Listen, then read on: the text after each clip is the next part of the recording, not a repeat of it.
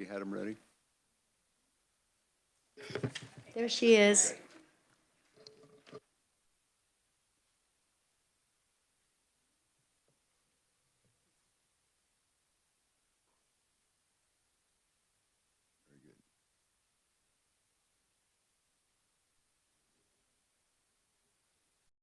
Carly, we were starting with Senate Bill 250 and the amendment for that after you catch your breath from running up the stairs.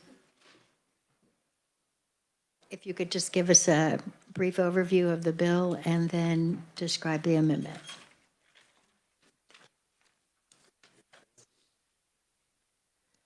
Thank you, Madam Chair. Senate Bill 250 relates to treatments for life-threatening illness. It would enact the Right to Try for Individualized Treatments Act, to permit certain manufacturers to make individualized investigative treatments. The amendment would start on page 1 by inserting a definition for the term biospecimen, which would mean biological materials obtained from living or deceased human subjects. And then it would continue to renumber that section. Then going to page 2, at the bottom, it would insert a new subsection B1, which would state if a patient's biospecimen is used or requested for use by an eligible facility for a purpose, other than the individualized investigative treatment of such patient, the patient or the patient's estate shall be notified of the intended use and be asked to consent to the new use of the biospecimen. New sub B would, B2, would require that prior to a profit being realized on any product developed from a patient's biospecimen, any eligible facility shall disclose to the patient or the patient's estate each potential commercial application. The patient or the patient's estate must consent to each commercial application of the patient's biospecimen, which shall include a profit-sharing agreement or other contractual obligations benefiting the patient or such patient's estate for the commercial application of such patient's biospecimen. And then it would redesignate the subsections. And Representative Carpenter, I believe that you have a little bit of history on this amendment. Would you mind sharing it with the committee? Sure. There was Henrietta Lack was her name. It's literally world famous. She had some, and Dr. Clifford can, some cells that were, I can't remember the, immortal cells, and they're called HeLock. And they produced themselves, a lot of cells just died, but these were able to reproduce, and they did hundreds of thousands of tests and are still using them today. And so she absolutely had, her family realized nothing from that, no recognition or anything, but history kind of picked it up. But this is in the result of that. So with that, I'll stand for questions. And I believe there was some profit made by the entity that used the cells. And so this includes in this bill that there will be an agreement that will be made regarding remuneration to the individual. Correct. Committee, any questions about that? Senator Clifford. Yes.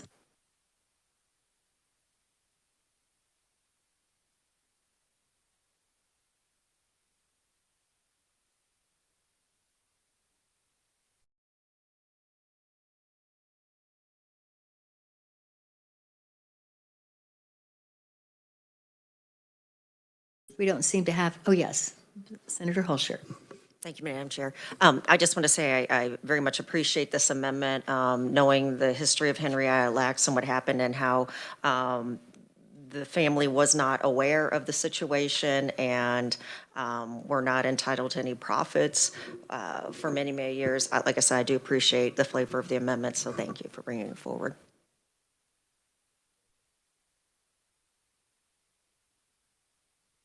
We concur with the amendment, Mr. Chair. Very good. Thank you very much. And so now we are back on the bill. And I would ask that all in favor of the amended House substitute for, no, substitute for, nope, not that either. Rephrase. All in favor of the amended House bill, Senate Bill, Beverly Elaine, Senate Bill 250 as amended, to be approved by this committee. All in favor, say aye. Aye. Opposed? Very good. Thank you, Mr. Chair. You're welcome. Thank you.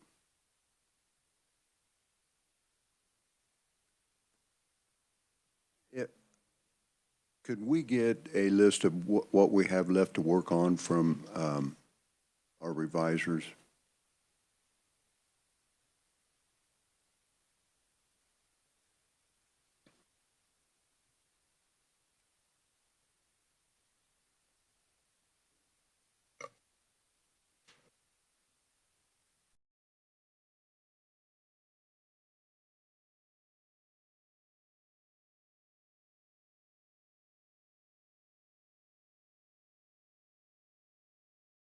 This chart, and we made some updates today.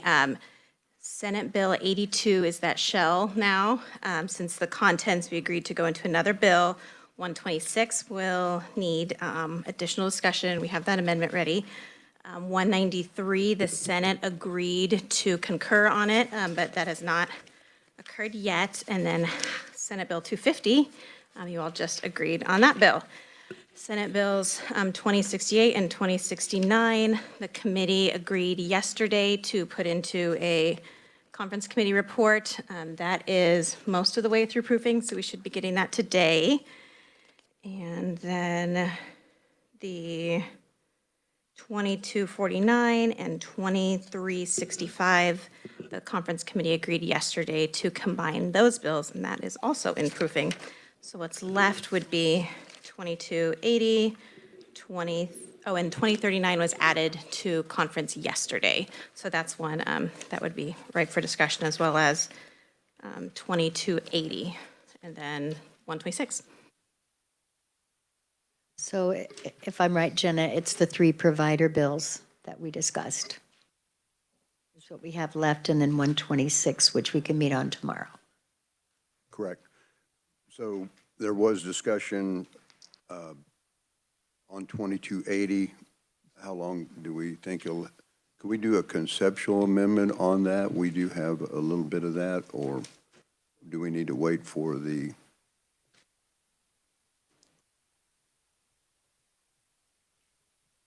What kind of time are we talking?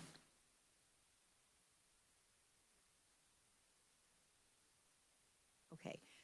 Perhaps what we could do, Mr. Chair, if you're agreeable, is have the 2 parties come up and explain how they arrived at the amendment. Are you, because they're both in the room? Yeah, that's fine. And just for clarification, we were going to combine 2039 and 2280 when we get it amended. And 2335. Yes. We met with the insurance committee this morning, and they agreed that 2335, the contents of 2335 could be put in with the other 2 bills, since those are all provider bills. Very good. So if we want to start, and forgive me, I've forgotten your name. The gentleman from EES. Joseph House.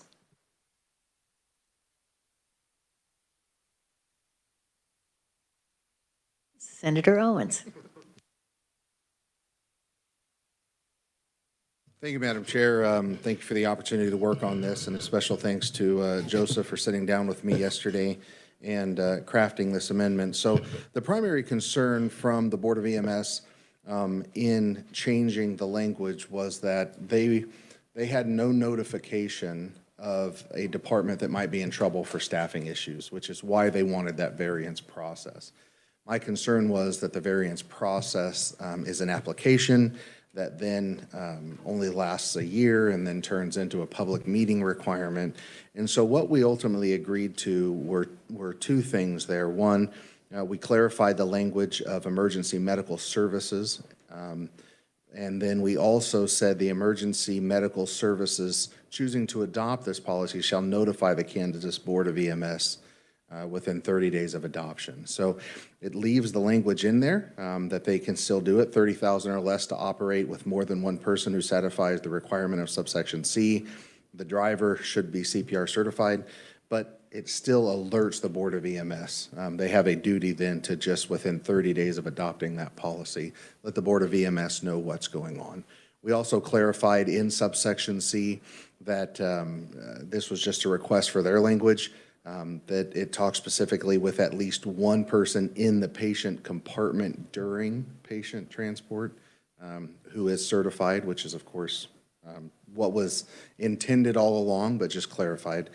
And then finally, the other thing that was part of it that we weren't necessarily specifically asked to conference on, but that I added in that amendment because having spoken with Senator Clifford, who made the motion as it relates to the public place on the AED notification, was simply striking enclosed, because under the Clean Air Act definition, it only applied to enclosed public areas. So take your swimming pools that aren't enclosed, wouldn't have that duty to report, but it's incredibly important. So those are the three things. I'll let Joseph speak from his perspective, but I'm grateful for the opportunity to work with them and compromise on this language. Thank you. Thank you, Senator. Joseph? Joseph House, Executive Director of the Emergency Medical Services Board, and Senator Owens did a great job of explaining the compromise. I do appreciate being able to sit down and discuss that out and iron it out. And is it the ideal situation for our board? Probably not, but it's very workable and we can get through that. So do appreciate that opportunity and on both amendments and getting that going and retaining that notification side of it. That is extremely helpful. Questions of the conferees? Senator Holscher. Thank you, Madam Chair. This might be more for Senator Owens, but I know yesterday we talked a little bit about the allowance of areas under 30,000 population, I believe it was, to have just one emergency medical service provider, correct? Yes, Madam, that is absolutely correct. So what we did was the original amendment, if I remember correctly, said the board shall not require any ground vehicle providing transport in any county with a population of 30,000 or less to operate with more than one person who satisfies the requirements of subsection C. The driver of such vehicle shall be certified in CPR. Okay, so that's how it originally was. We changed it to emergency medical services instead of just transport so that it was clear that it applied to emergency medical services. And then we added a line that said, the emergency medical services choosing to adopt this policy shall notify the Kansas Board of EMS within 30 days of adoption. So it is still in there, just worded a little different. May I follow up?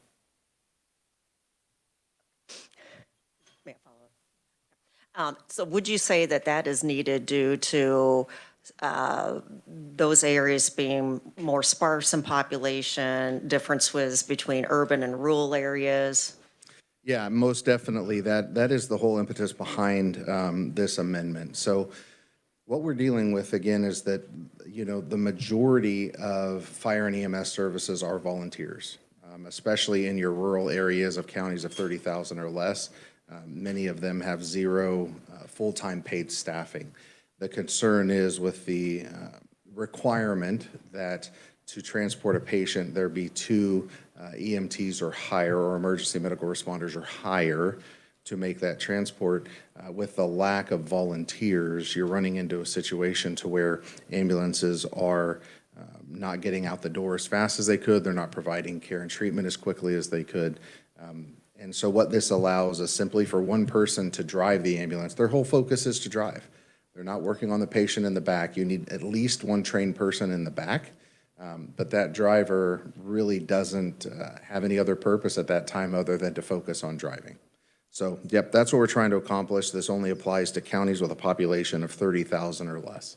Okay, thank you. And I appreciate that. Having grown up in a rural area, living in an urban area, I very much see sometimes we need differences in terms of certain legislation to address certain issues, especially when it comes to safety. Grateful for that. Senator Clifford. Thank you, Madam Chair, allowing me to kind of repeat my story from yesterday. And those of us who represent extreme rural districts really appreciate the Board of EMS working with Senator Owens on this amendment. I know you all heard yesterday, but some of the folks in the room might not have heard.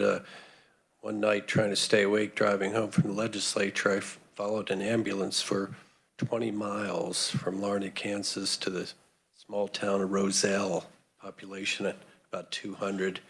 Roselle has one EMT and an ambulance, but that EMT could not leave because he didn't have a second EMT under current regulation. And that patient had to wait until that ambulance came from 20 miles away for transport. And that's not uncommon in our rural districts. So this amendment really, really helps out our rural EMS services. I do think our EMS services owe it to the Board of EMS to provide feedback so they can get grants and be helped in qualifying people. I mean, Senator Owens and I would really like to have more EMTs. I was an EMT before medical school, actually. I kind of missed the sirens and the horns that I had, especially in big cities. But, I really identify with the emergency responders, and so I'm really glad to see this amendment come on. Thank you, Madam Chair. And if I might, I did BCC everybody in this yesterday at 10:46 when I sent it to Jenna. I went ahead while Senator Clifford was speaking and sent that just so everybody has it at the top of their email box so that you can read through the language and the changes. Thank you, Madam Chair. And Jenna, you have completed that amendment. Thanks for rushing that. And the copies are on their way. If we could stand at ease for just a moment, Mr. Chair. That would be great. Thank you. And the moment is here.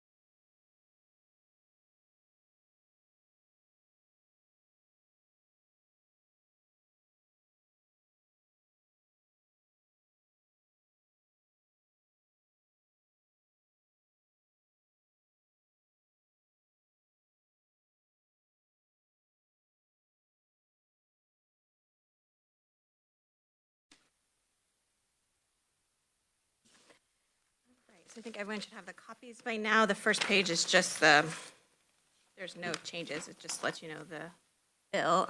The First Amendment occurs on page 3. Before this, we just borrow the definition from the Clean Air Act, but because we wanted to make changes to it, we have to pull in that definition. And so we struck enclosed, and then it now means any areas open to the public or used by, it gives the list of those, and then except for a private residence being used as a daycare facility.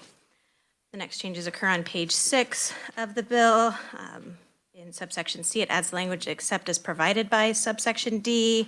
And then it would read, whenever an operator is required to have a permit, at least one person in the patient compartment during patient transport who is on each vehicle providing EMS services would be required to be certified. The next changes in subsection D, it strikes ambulance services and replaces that with emergency medical services. And at the end of subsection D, let's say the emergency medical services that choose to adopt this policy shall notify the board within 30 days of adoption. Questions, anyone? I just have one quick question, Madam Chair. We had also talked about removing lines 37 and 38. I don't want to beleaguer this at all, but we did talk about removing that. Thank you, Mr. Chair. That was agreed to yesterday, so I didn't put it in this as its new changes, but that will be part of the agreement if this is agreed to. Okay.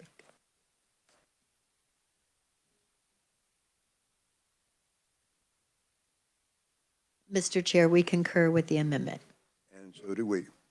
So, very good. So that scratches that off our list. It does.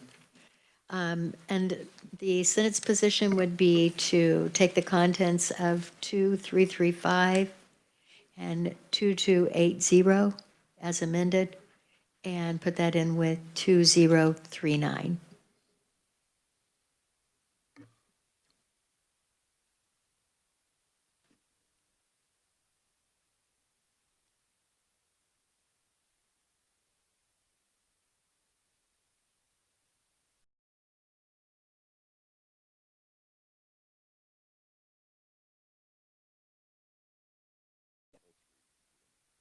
We concur. Very good. And that will be 2339. What will be the bill number? 2039. Okay. And could we get clarification? Some of these bills have an effective date of statute book and some Kansas Register. Does the conference committee have a preference? I'm fine with statute book if you are, Mr. Chair. So now we would need a motion to pass out House Bill 239. So moved. All in favor? Aye. Okay. Mr. Chair, I believe that concludes our business for today. And we will, we'll check to see if this room is available tomorrow morning at 8:30 to discuss 126. Okay. And just for clarification, Jenna, can we go over this list again so that I'm kind of slow sometimes, and I was kind of, so 193 is already passed. It has passed both chambers. It is currently in conference, but the Senate agreed yesterday that it would concur on that. It is not concurred yet, so it's still on the chart. So that's done. So 82 is already done. 82 is a shell. It is technically still in conference until and unless new conferees are appointed by each side. Very good. 250, we just finished. Yep. 2068, 69. We put them in 2068, so 69, 70, and 2219 are in 2068, Yes. correct? Yes. All four compacts will be in Okay, House and Bill we- 2068. And we just finished 2280, so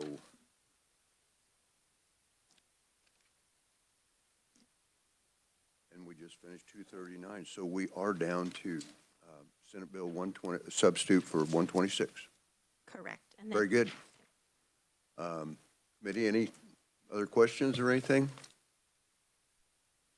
We're adjourned.